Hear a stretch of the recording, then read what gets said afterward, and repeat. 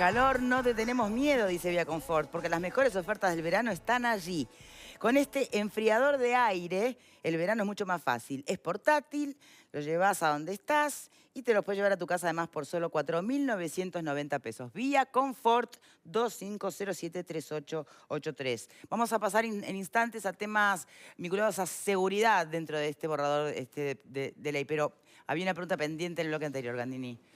Hay un dicho muy fuerte que dice, que es muy popular, que dice: el ladrón piensa que todos son de su misma condición. Algunos de los que dicen eso están mirando las malas intenciones que pueden estar ocultas.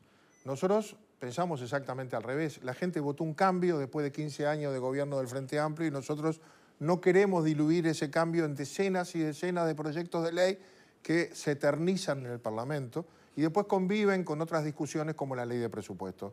Queremos arrancar jugando. El 2 de marzo está todo esto sobre la mesa y el Parlamento va a tener mucho trabajo. Como decía, nos metemos con los problemas grandes, vamos a recibir a la sociedad y vamos a aprovechar el primer año, que para todo gobierno de coalición o no, es muy importante. Wilson decía, un gobierno en el primer año hace lo que quiere porque tiene un crédito muy importante de la ciudadanía. Sí. En el segundo año termina lo que empezó el primero y no pudo concluir, y después hace lo que puede. Y así funciona. El primer año tiene un enorme empuje porque la gente empuja. Y además, vivimos en tiempos de inmediatez. La gente no nos perdonaría que nos pusiéramos a discutir el año que viene o a mitad de año normas de seguridad. Si no lo hiciéramos, ¿qué nos dirían? Ah, ganamos y no han hecho nada. Bueno, vamos a hacer. Esta ley, con suerte, entra en vigencia en junio, ya a mitad de año. Y recién ahí habrá herramientas nuevas para la policía. Empezaremos con el tema de la inclusión financiera. Y quiero decirte, Victoria, no hemos hablado de una cantidad de cosas positivas que tiene esta ley. Crea un mecanismo para recursos para los medicamentos de alto costo y una agencia de evaluación, no solo de medicamentos de alto precio, sino de procedimientos. No, por eso yo aclaraba al principio, que como es tan vasto, vamos a concentrarnos en los aspectos que han generado mayor polémica en las redes sociales. Todo el mundo habla del agua, hasta el presidente que se va, que no hizo nada sobre el tema. Acá se crea el Ministerio de Medio Ambiente y Agua. Capaz que el Frente Amplio nos lo vota, porque está muy preocupado. Podría enumerarte una cantidad de cosas positivas que aquí están, que no son las polémicas, porque las polémicas son las que concentran opiniones a favor y en contra. Hay un montón de cosas muy populares en las que ya, supongo, está todo el mundo a favor. Bien. Seguridad. Hoffman. Yo creo que una de las cosas es extenso, ¿no? Todo sí, pero acá tengo impreso, mirá lo que es solo seguridad. Y yo quisiera preguntarle el tema de que una vez se habla de lo que es la seguridad pública. Y para mí uno de los debe y que acá se maneja es el control de la soberanía, el espacio aéreo, el espacio marítimo y la utilización del ejército en la frontera, que para mí es gran parte de la inseguridad que tenemos, es a raíz de esas fronteras permeables que tenemos. Se va a dotar a la Fuerza Aérea, a la Marina y al Ejército de los recursos.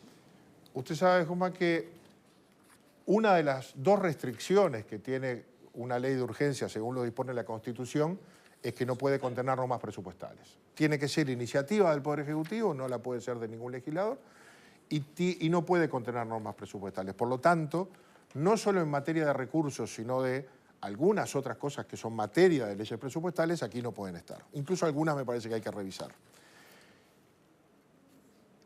En materia de seguridad, ya lo ha dicho el ministro designado de Defensa, estamos al borde, en el punto crítico, si queremos proteger ya no solo nuestra soberanía, pensando en una hipótesis de conflicto, si queremos proteger nuestra soberanía desde el punto de vista económico, nuestra riqueza en el mar, y proteger nuestra seguridad, que es vulnerada permanentemente, haciendo ingresar droga de paso, que después sale por otras vías. Bueno, tenemos que tener recursos materiales para eso. Tenemos buenos recursos humanos, no tenemos ni aviones ni equipamiento para la Armada. En cuanto a otros aspectos, sí están aquí. Porque, por ejemplo, se deja bien claro que las Fuerzas Armadas que operen dentro del marco de la ley, que fue ley de este gobierno anterior, que se demoró un año en reglamentar para no entrar en el debate político y darnos la razón, sobre todo a quienes impulsábamos la reforma, de que los militares podían hacer tareas de seguridad, porque esa ley le da a los militares una franja de 20 kilómetros desde la frontera en todo el contorno del país, salvo en centros poblados, tarea de seguridad. Tareas que se hacían de apoyo a ganadería Ya se hacían en los puntos de frontera. Entonces podía intervenir es más, lo votamos en una ley de presupuesto y le dimos una dotación económica especial a los militares que allí trabajaran con un inspector del Ministerio de Ganadería, en Sanidad, por ejemplo. Ahora se agranda eso. Bueno, ahora lo que les damos aquí es las mismas garantías de la ley de procedimiento policial. La legítima defensa presunta, la posibilidad de acudir a los mecanismos que va a tener la policía. Porque ya pueden reprimir, pueden usar sus armas contra un civil si entienden que está cometiendo un delito. Después se lo tienen que entregar a la policía y es la policía la que va al fiscal. Pero la tarea la tienen ellos. Estamos fortaleciendo también esa tarea de la prefectura y de las Fuerzas Armadas que actúan en la frontera. O sea que yo creo que también en eso damos un paso. Permítanme ir a algunas de las cuestiones más delicadas, que incluso tienen que ver con el aumento de penas, tiene que ver, sobre todo para menores infractores, algo que algunos ya están discutiendo que podría entrar en colisión o en contravención con el Código de Niño, Niña y Adolescente, ¿no? ¿Podríamos ir a dejar en claro sobre todos esos aspectos? Por ejemplo, el mantener los antecedentes penales de los menores. Lo tenemos que dejar en claro porque ya lo dejamos en claro. Nosotros vamos allí. No solo votamos, sino que propusimos reformas en ese sentido. En todo ese debate que en algunos aspectos terminó en un referéndum, sobre la edad, no a la baja, en las leyes que se discutieron en el Parlamento, por ejemplo, la que establecía que la pena máxima para un menor que cometiera un delito era de 2 años, por lo tanto un asesino múltiple de 17 años, la máxima era 2 años, se elevó a 5, nosotros proponíamos 10. Y ahora esta ley dice 10. O sea, ¿por qué? Y bueno, porque si una persona de 16, 17 años ingresa a un hogar, abusa sexualmente y asesina a una persona y entonces cometió el delito de copamiento, de violación, de asesinato, capaz que múltiple, no puede tener 5 años. ¿Alguien discrepa con este planteo? Perdón, va a tener 10. Va a tener 10. A mí se me abre una duda. ¿Cuál? Una duda no. Un efecto colateral que tenemos que trabajar. Hoy, ¿qué pasa? 1/3 de los menores que están en el INISA ya son mayores de edad y se mantienen en el INISA. Es decir, cometió ese delito con 17 años, se le dieron 5, tiene 20 años, pero está dentro del INISA, convive con uno de 16, dependiendo de la peligrosidad, pero 1/3 ya son mayores. Cuando aprobemos esta ley, puede llegar a tener 26 o 27. Es más, pudo haberse fugado, comete otro delito como fugado, va a cumplir la pena en un establecimiento de mayores, porque se fugó a los 21, cometió una rapiña, fue al CONCAR, y cuando termina tiene que volver al INISA con 28 años a terminar la pena que no había cumplido. Bueno, yo creo que tenemos que plantearnos una modificación o dentro del INISA o un mecanismo intermedio para que los mayores de edad que cumplen esa mayoría dentro de los establecimientos de menores cumplan la reclusión con otra administración, con otra cabeza o en otro lado.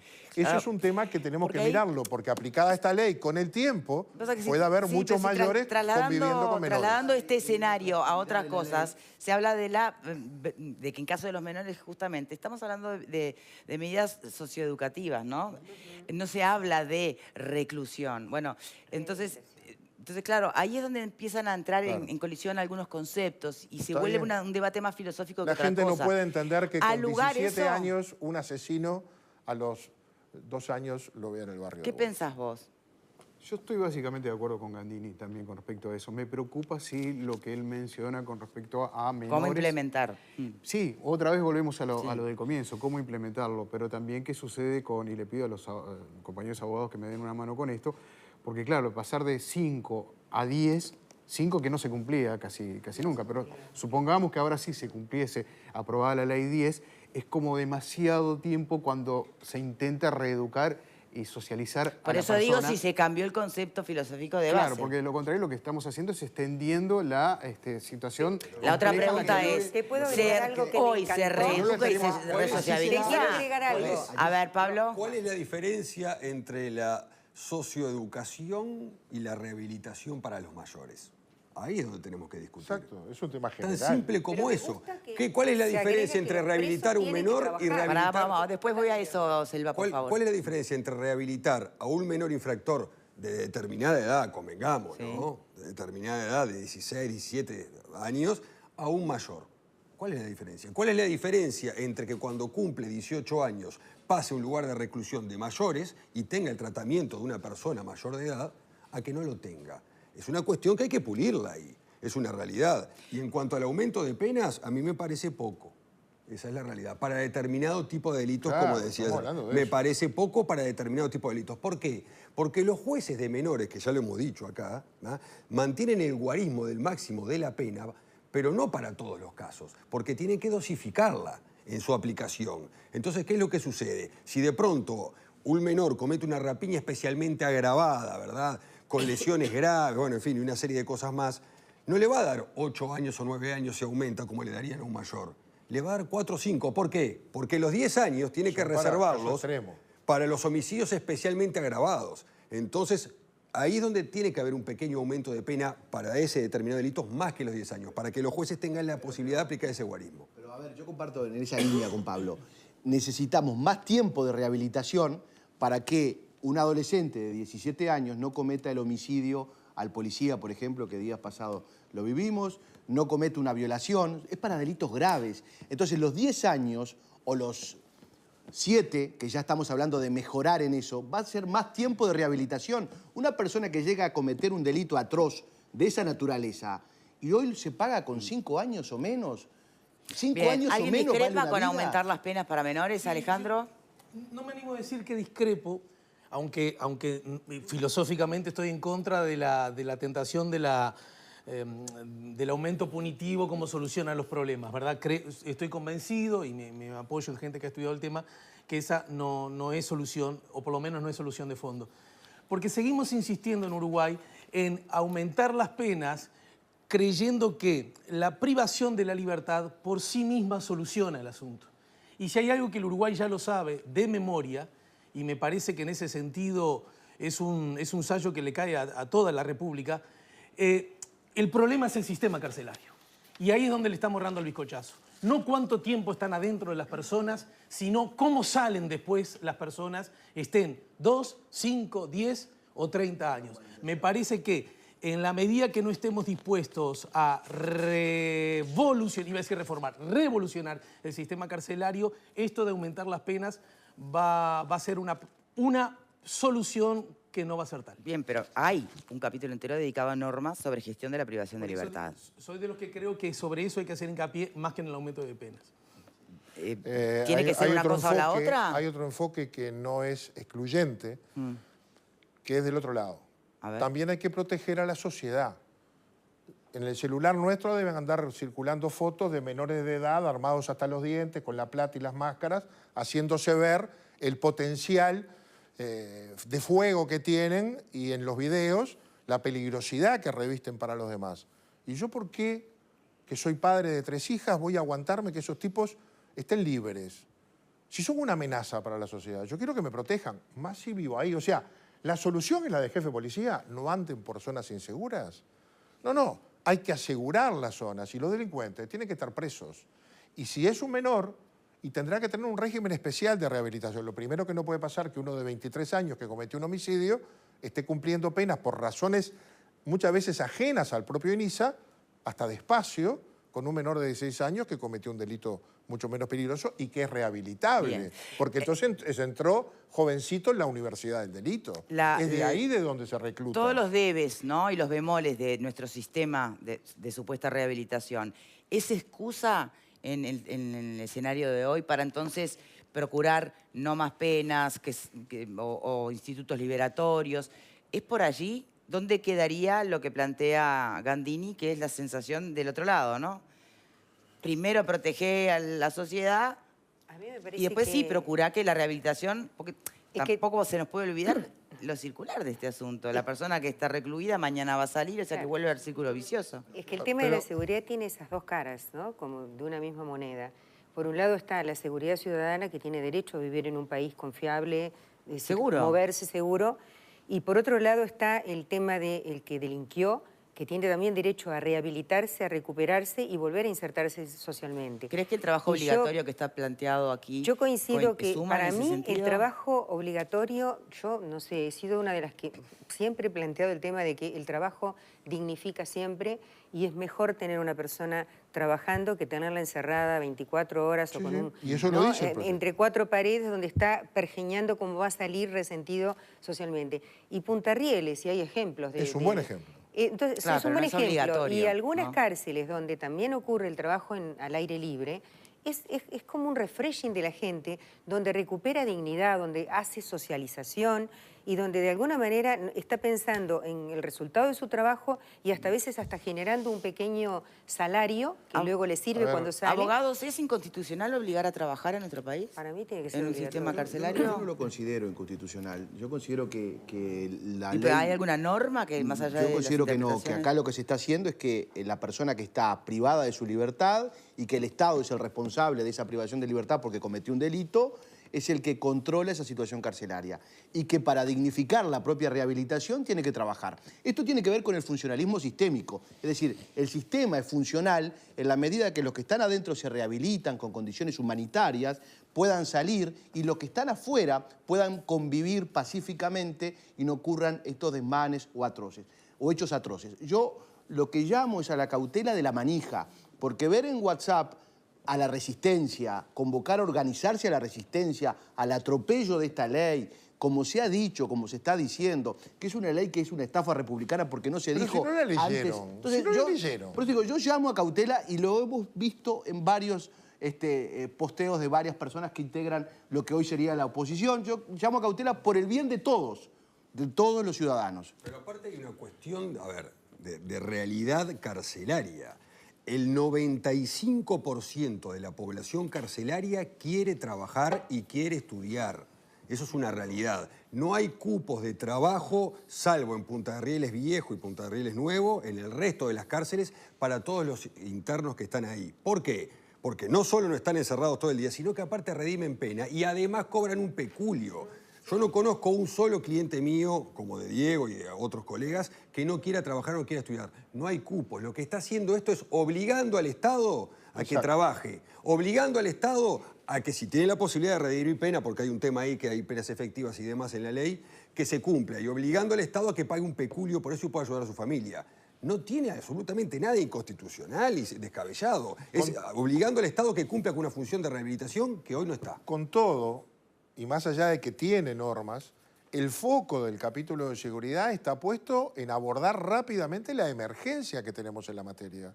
De crecimiento de violencia, de delitos y de delitos violentos. Sí, de pero todo de tipo. la gestión No, de la pero- privación de libertad hay Sí, solo bárbaro, 4 artículos. Pero son dos... Sí, pero son... A ver, esa ya tiene muchos aspectos legales que no necesita, hay que ponerlos en práctica. Tenemos el progreso manuscrito, hicimos las leyes y después no las ponemos en práctica. Y hay otras que se contienen. Y hay otras que requieren normas presupuestales. Lo que estamos aquí haciendo es abordar la emergencia. Porque a empezar a hablar de las causas y todo No, lo no, demás... pero el sistema en sí de Pero privación sí, de libertad pero no es una to- emergencia. del sistema podemos hablar. Es como pedirle a los bomberos que frente a un incendio forestal, en vez de apagarlo, se dediquen a explicar por qué se produjo el incendio, que había rama seca, que estaba el suyo del monte. Hay que apagar el incendio. Está clarísimo, Después eso es lo que vemos tiene que cómo ver con hacemos. procedimiento policial Y, sí, bien. y Pero- aumento de penas. No, eso está y clarísimo. obligación de ponerse las tobilleras. No va a haber que comprar 200, va a comprar 2.000. Sí, porque estamos de pasa a ser acuerdo. obligatoria y cualquiera que tenga una pena alternativa va a tener que tener tobillera. Está y claro, el Estado Bandini, la pero tiene que le garantizar. preguntaba por otro aspecto que también remite a seguridad y que está en un capítulo aparte, y es el de las normas sobre gestión de la privación de libertad. Se ha hablado, así como se habla muchísimo de la seguridad y todo lo que se necesita desde esa perspectiva, incluir también el poder mejorar el sistema carcelario, apuntando también principalmente a la rehabilitación, me pareció que se había entendido también como una urgencia. Es que es una Y encuentro urgencia. solo 4 artículos. Pero esta ley no resuelve, en algunos casos no puede resolver todos los temas. Hay cosas que tienen que ser remitidas a la ley presupuestal, porque hay cosas que lo que necesitan es plata, Bien. no cambios, Bien. ¿verdad? Porque lo que tenemos que hacer son más establecimientos, eliminar el hacinamiento que hay en algunas de las cárceles. Hay algunas que funcionan muy bien, hoy lo escuchaba Larrañaga manifestar que un par de jerarcas de establecimientos carcelarios, el de Punta de Rieles, entre otros, los va a mantener porque la experiencia que están llevando adelante es buena. Hay otras cosas que hay que cambiar, no necesariamente todas con la ley. Bien, que está bueno eso que se aclare, ¿no? Que lo que requiere tratamiento presupuestal va por otro carril. Tenemos que despedir a nuestro invitado. Me gustaría una reflexión final. Yo sé que lo hemos llevado por las cosas Mirá. más polémicas, pero seguramente usted quiere resaltar las que entiende. Y yo quiero... Son No me plantean quiero mayor ir, consenso. no me quiero ir sin decir que la ley establece un mecanismo de la regulación y el estímulo de la telemedicina, que es muy importante.